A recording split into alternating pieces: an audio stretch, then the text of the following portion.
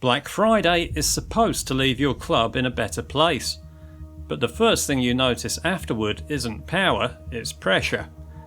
Your team is stronger, yet somehow you feel heavier, and that feeling is not a coincidence.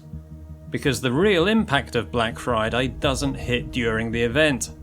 It hits the moment the event ends, when the momentum it created crashes into the reality your club has to work with.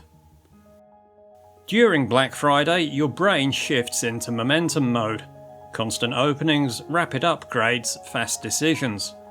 The event trains you to operate at a pace that feels natural in the moment. Then it ends abruptly, and your club can't sustain that speed. Your expectations stay elevated, your capacity drops, and that mismatch is the first pressure point players feel after the event. Most players walk away from Black Friday with clear gains. Stronger cards, completed upgrades, visible Evo progress. These matter. But the inputs used to get them, the rares, the mid-tier ratings, the depth pieces, those are the first things to disappear. So the top of your club improves, while the foundation underneath it thins. Humans react more strongly to instability than difficulty, and when the structure of your club weakens, you feel it immediately, even if the upgrades were good. Then you look around the menus and something else becomes obvious. Black Friday activates several systems at once, and all of them stay open after the event. Evos continue, upgrade SBCs reappear, objectives still need squads, and more content is always on the way.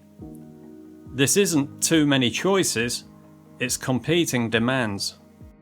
Each system looks important. Each depends on the same few inputs.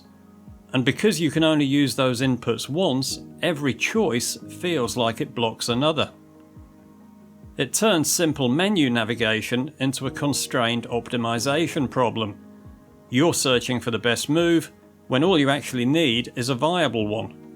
And that friction slows decisions more than difficulty ever could. But the real shift comes when the aftermath sets in. Post Black Friday, streams and social media shift your focus to the extreme outcomes. The biggest pulls, the fastest Evo completions, the squads that jumped an entire tier overnight. This exposure redefines your reference point without you noticing. You stop comparing yourself to players like you, and start comparing yourself to the players that are put in front of you. This is known as reference class distortion. When only the extreme cases trend, it leaves players feeling inadequate, even though most clubs are in the same position, with equally low depth, competing systems, and limited resources. These shifts create a distorted sense of progress. Normal outcomes become invisible, and only the extreme results appear relevant. This feeds into the ongoing cycle of engagement, where players feel they're missing out on something bigger, even when their progress is on track. And here's the part nobody ever talks about. The aftermath benefits EA more than the event itself. The event creates three conditions the system relies on. First, resource compression. When clubs everywhere run low on fodder, behaviour becomes predictable. Players return more often. Upgrade SBCs keep sucking rare golds out of clubs. Store packs shift from luxury to solution. And scarcity becomes a quiet steering tool. Second, decision friction. When multiple systems pull from the same resources, players re-enter the menus repeatedly trying to find the right move. Every return increases engagement time, the metric that powers the entire ecosystem. Uncertainty keeps players active. And third, shifting expectations. Outlier results dominate the community feed. Players feel one step away from something big. That belief sustains SBC interaction, keeps upgrade loops alive, and turns possibility into behaviour. This isn't manipulation, it's efficient design. A one-day event that produces a week of heightened engagement is far more valuable to EA than a single day of excitement. Black Friday isn't built to reward the player.